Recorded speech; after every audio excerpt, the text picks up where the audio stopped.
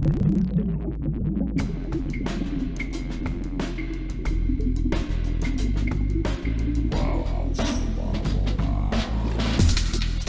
listening to ArTEEtude, a podcast with artists created and produced by Detlef Schlich, a visual artist and ritual designer, living and loving in West Cork, and best known for his essay about the cause and effect of shamanism, art and digital culture.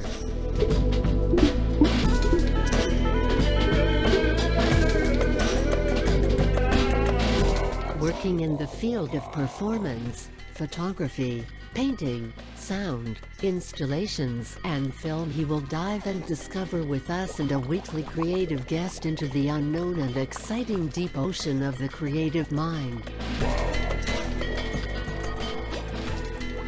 This is Detlef Schlich, and today we dive into the deep and unexpected, exciting ocean of the creative mind, together with Bernd Hoffmann. Bernd Hoffmann is an old friend of mine, and we already had two parts together. Our first part was about his book, which is coming out soon. The second part was about his life and his time as music journalist. And now in the third part, we gonna try to explore the time in the 80s where we both were on the way as musicians and as rock and roller and everything. I'm looking forward for that, and would say yes. So welcome in ArTEEtude, Bernd. Hi. Welcome back. Yes, nice to see you. Nice to see you as well, Bernd. We know us already 40 years, something like this, and I think we did some shit together in Yes. this time, probably a lot of hardcore events, evenings, nights, and whatever. And Bernd, he had his own band called, probably among other things, SEKTOR. Was SEKTOR your first band at this time? Yes, I have a short project before, but it was named Iconoclast. We want to make progressive rock, but it was shit. Neo SEKTOR was my first really band. I made it with Guido Kopp, a very good synthesizer expert, and he was also the guy who heard bands like Cabaret Voltaire or Einstein and Neubauten, which I don't know before. Ne? I remember I saw at Sunday in the television what from Albrecht Metzger from Rockpalast, and then I saw the first time Einstürz Neubauten, and I think, what's that? Yeah. What's that? You saw a man who beats on steel, and Blixer Bargeld said, mit dem Kopf durch die Wand, with the head through the wall. Okay, ne? Yeah. Then it was and then with Guido Kopp, I was a founding member of SEKTOR. I bought my first Moog synthesizer. He has also many great instruments like ARP 2600. It was a big instrument at this time, or Roland System as a big synthi companies like Korg, Roland, Moog. He has a Roland drum machine, and we make the first concerts with a drummer, Peter Newman. And the people say it was 1983. The people said after the concert to us, you can't. It was so, we have 3 or 4 tracks. Every track was 20 minutes long. It was only sequencer. It was also automatic music. And the people after said, you can't run the machines and nobody sings. What is that? Yeah. It's, you know, in the techno era, it was okay, but at this time nobody knows this music. Ne? Yeah. And then I took a singer, Dieter Putz. Dieter Putz was a very funny character. He was a worker, but he was also an artist, and he looks optical, like a mix of Klaus Kinski, Peter Gabriel, and David Bowie. And I thought, that was the right man for the music. Guido and I with a synthesizer, Dieter Putz, the strange frontman, and there was also a Jimi Hendrix guitarist called Klaus Ide, and we make 3 concerts. It was very strange in Cologne, Ehrenfeld, in a factory who was captured by people. And which factory was it? Which factory? Mauserfabrik. It was the name. Mauserfabrik. It was parallel to the Venlo Street. I don't remember. I don't remember. It was a big room. Children goes to the stage, speak to the microphone. Dieter Pütz destroys woods on the stage. It was a fantastic, but also very chaotic concert with songs like Ohne Schweiß im Glutofen liefen. And later we make music. Dieter Pütz was too excessive. Then we took Bärbel Hoffmann, and she makes the music, the Super 8 films. And we also play on Documenta 8 and also in the whole Germany, Saarbrücken, Mannheim, Ludwigshafen, and so. It was very extreme, yes. It's what I remember is it was very unique, and very, very industrial. Very industrial, a little bit like EBM. It was like a little bit like Fonto for Two. It was my favorite group, and Guido was more than industrial. Yes, genau. Test Department, Leibach. And many other groups from several texts was also a favorite group for me. Yeah, Einschutz Neubauten. Yes, that was the major influence for our band, I think. Yeah, but I also liked Fronto for Two very much. It was my favorite. Yeah. Very, very, very hard industrial sound. I had an album, I think, as well. I mean, Einstürzen und Neubauten was already quite too hard for me somehow. I don't know why. It was.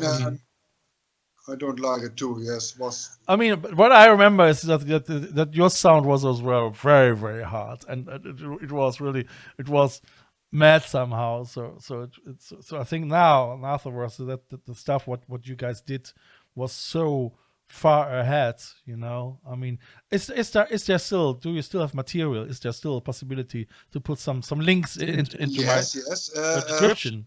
Yeah, we have many cassettes and 2 vinyl albums, and it's linked discogs, and you can bought these cassettes. Choreomanie upstairs. That was for me the best releases from us, and still there exist fans, very enthusiastic fans. I remember when we played in Cologne, Renania, a man came on the stage and said, "Your music has changed my mind." Okay. Honestly, wow. Yeah. Wow. And he said to me, you must declare the music to me. He said, "I don't know. I can't, after the concert, I can't declare this music. Let's play this music." That was an interesting time, yeah. So you couldn't explain the music because you were too full of adrenaline, probably. Like what you hear so far? Make sure you never miss a show by clicking the subscribe button now. This podcast is made possible by listeners like you.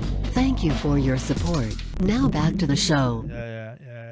So Renania, when was it? I just must say we had in the last ArTEEtude talk Dominik van Zenger in the Renania, which was a session co-worker or colleague or whatever, and he was running the Yaya Club in the Renania, and I was rehearsing in the Renania together with Jochen Pape, Georg Brandl, because they used to be the organizers. They did a lot of organization stuff at the Renania. Renania Art House in Cologne was at this time very, very underground-like, and especially for music like you do, it fits very well, because Dominik van Zenger he was running the Yaya Club, and every week, and he was running it together with Jackie Liebezeit from I remember Dominik van Zenger has a trio. It was Stefan Krachten on drums, and he has a woman on the bass.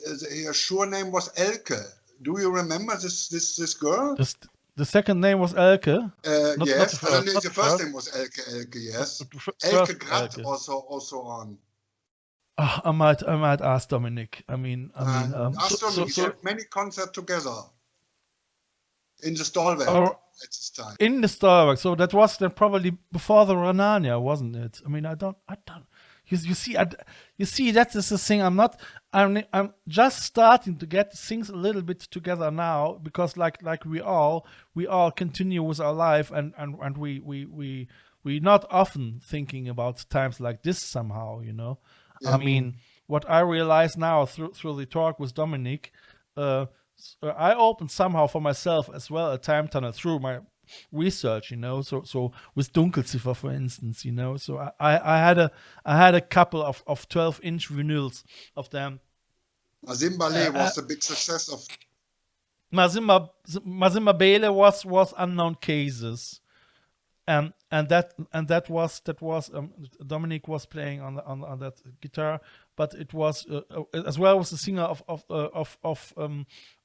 Can or no, it was Mazimba Bele was not with no, it was the other vocalist. Yes, that's right. Yes, genau. It was and the keyboarder who plays by Harald Schmidt show, ne? Yeah. Salad, yeah. I think Helmut Salad. It was a great song, a great dance floor song. I mean, people still listen to it in America, you know. I mean, even Dunkelziffer. I mean, Dominic didn't know that they are in the underground scene in Japan, for instance, quite popular, you know, with the vinyl records, you know, which is quite interesting. So I mean, and Dominic, he didn't believe. I say, Dominic, wait. So there are people they are interested in things like this, because he couldn't believe it anymore that people are interested in sounds from the late 70s, 80s, like Dunkelziffer, for instance. But it was very, very unique.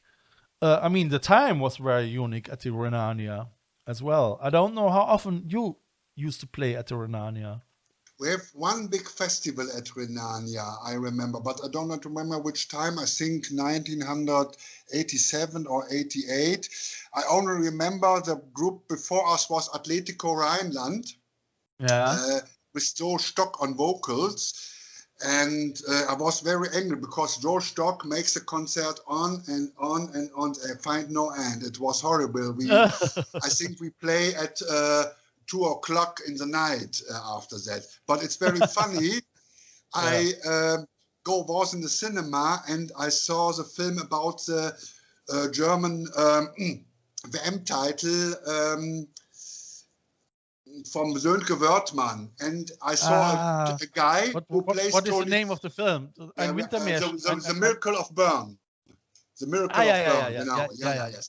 And I saw a guy who plays the role of Tony Turek. He was a goalkeeper of the German national team, and I think I know this guy. Who was this guy? And then it was the vocalist of Joe Stock.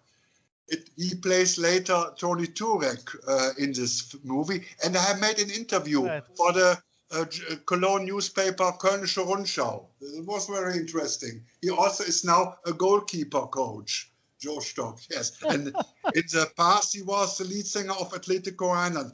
But it was the only band I remember at this evening. But it was a very big festival. I mean, Atletico Rheinland already sounds like a sport club, isn't it?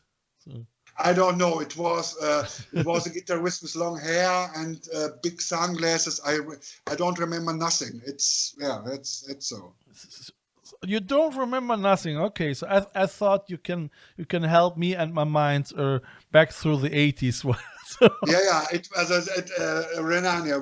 It was a time where so much things happened, and I saw only Renania was only this festival. I remember.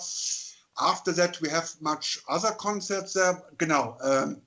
My musician from Chromosome, he have later a concert in Renania, but this was in the 90s. In the 80s, there were discos there and parties in Renania. And that's what I mean, because I mean your music was so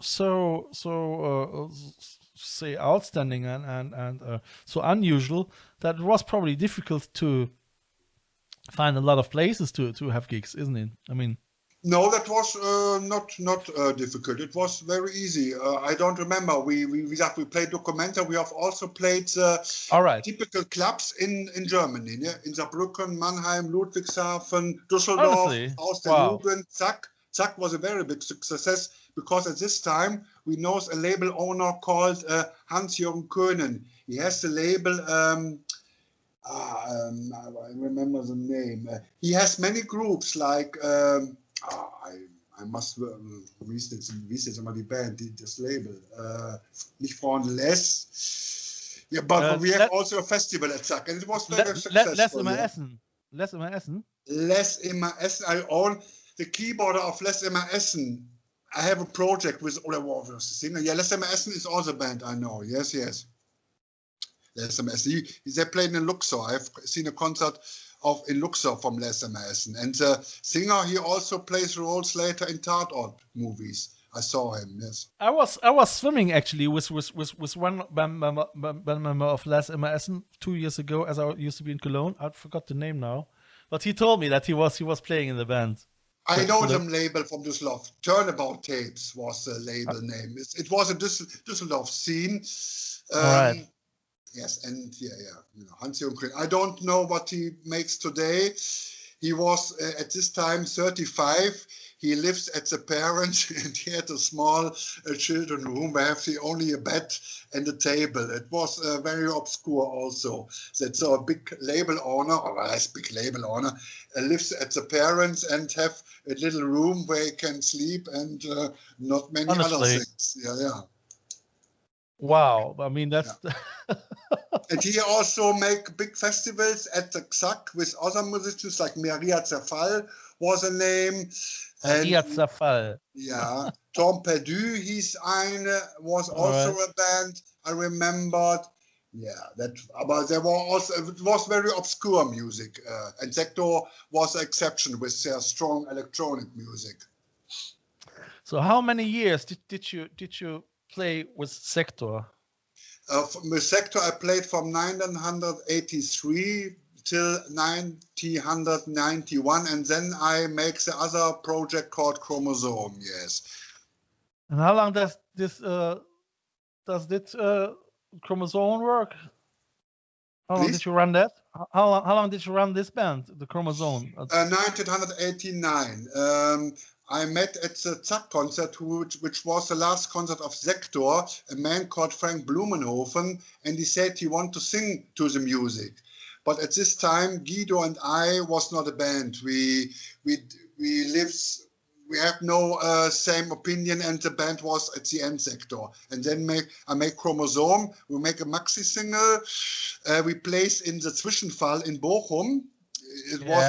It was a Gothic scene, not my scene. I don't like it very much, but the location was very interesting. I make the same concept like Chromosome. We later took Marcus Mason. He was a cameraman, and he makes film to the music. And I make only a CD with Bettina Maaßen, his wife, Supernova on the CD.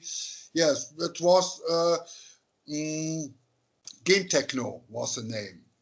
Gen Techno. Gen Techno from Techno. It was a name from. That sounds very, very transhumanistic. Yeah, it was electronic, like a little bit like Fronto for Two, but it had also pure techno influences with Atari computers, toy electronics. It was a mix of all of them. It was a very special music.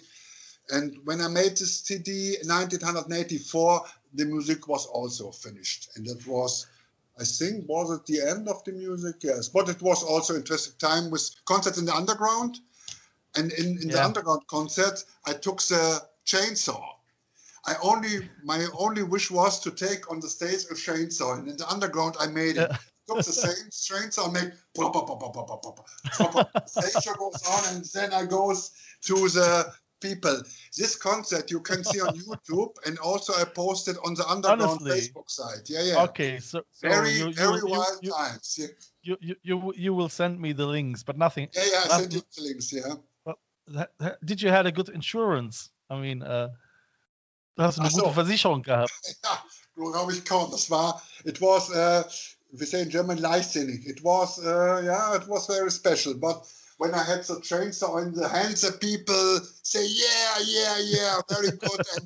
And a chainsaw was gasoline, and it smells like gasoline, the whole stage. But I want to make it because I love the film, The Texas Chainsaw Massacre. I don't like the film. It's not a good movie. But the rumors about the movies, that was interesting. I saw the film, and it's not a good film because Top Hooper, the director, is not a good director. But I saw the film. Is a very mighty instrument to take on stage.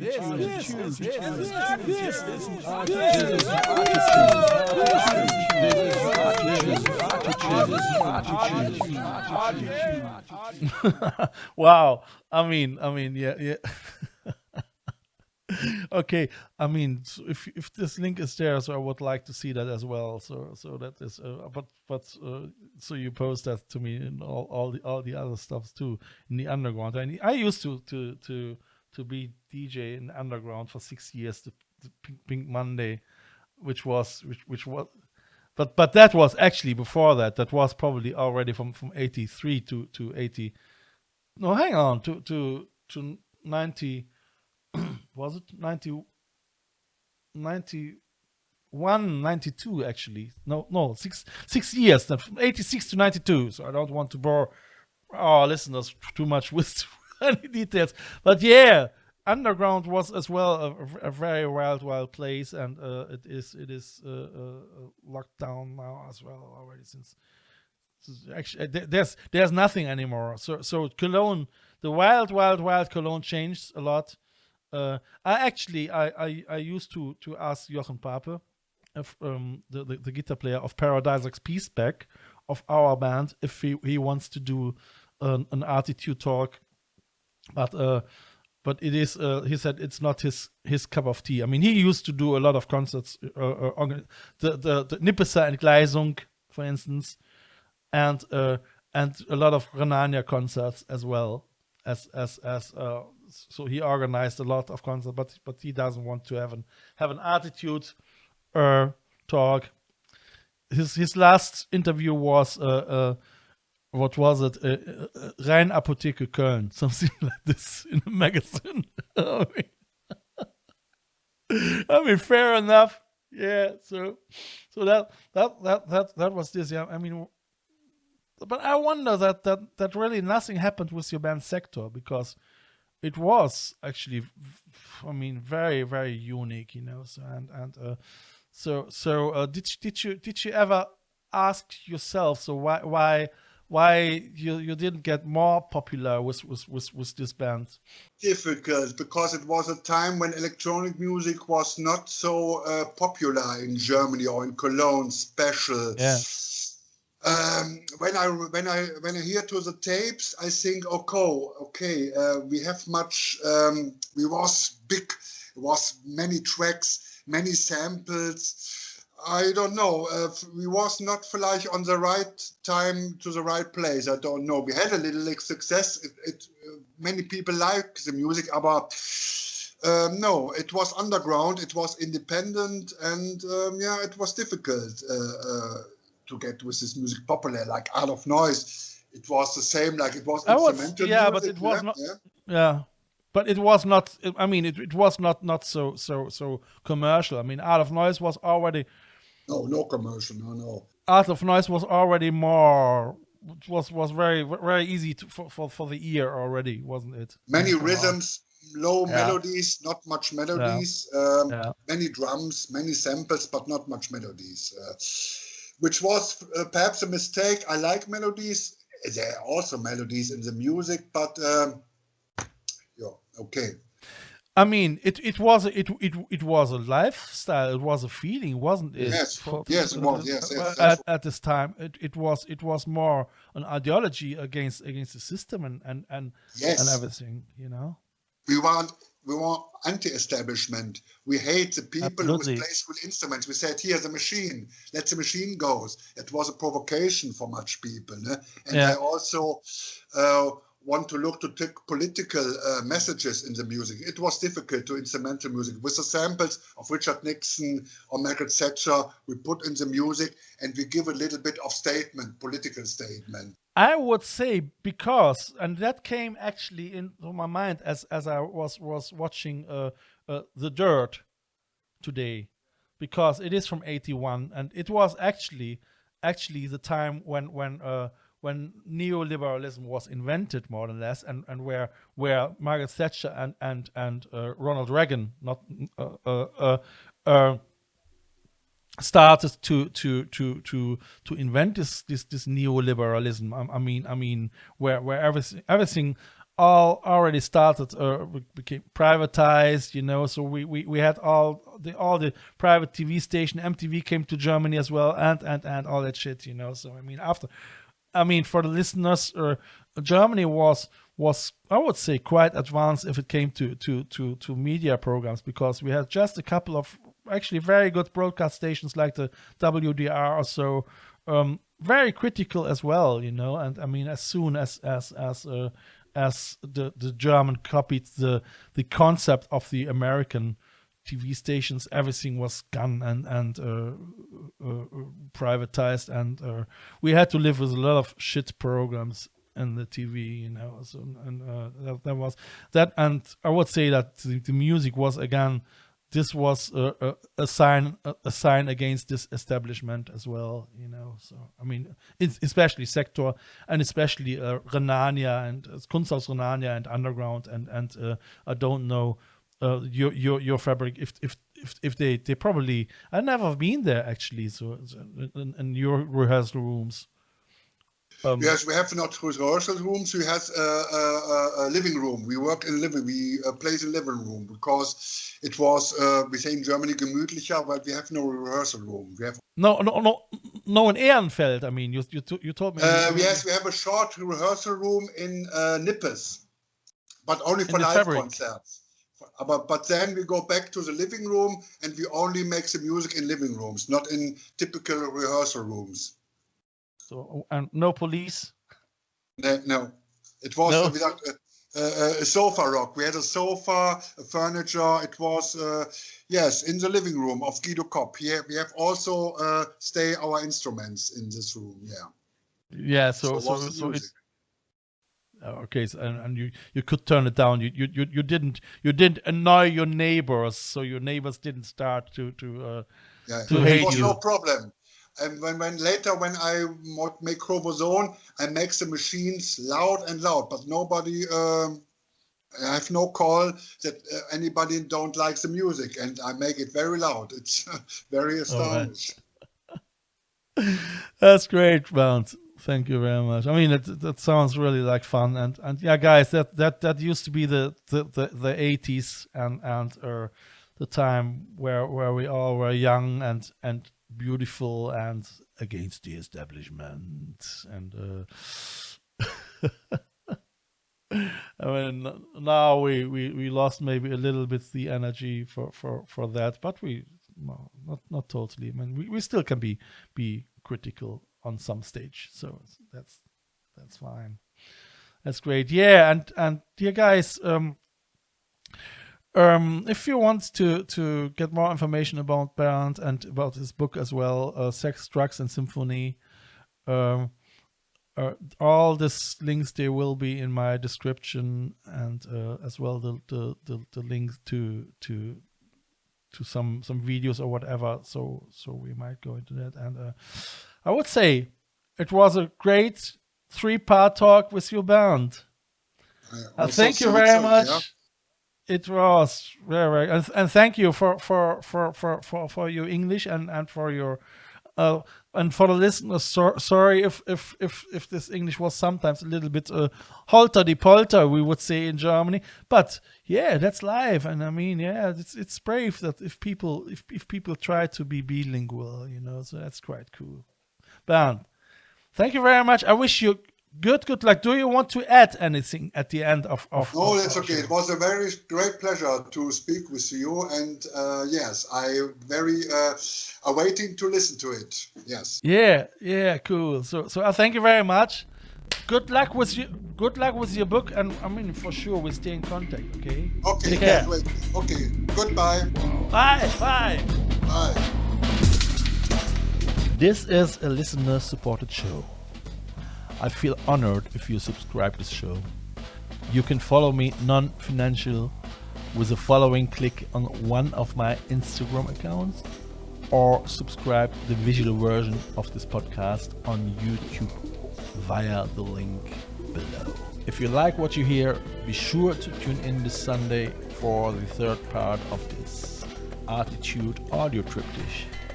If you want to leave a donation for a coffee or a bus ticket, just follow the donation link via the ArTEEtude podcast account. Eventually, I would like to thank, through this medium, all my members and listeners of the I Love West Cork Artists network from all over the world, just to remember myself that without you, this here couldn't and wouldn't happen.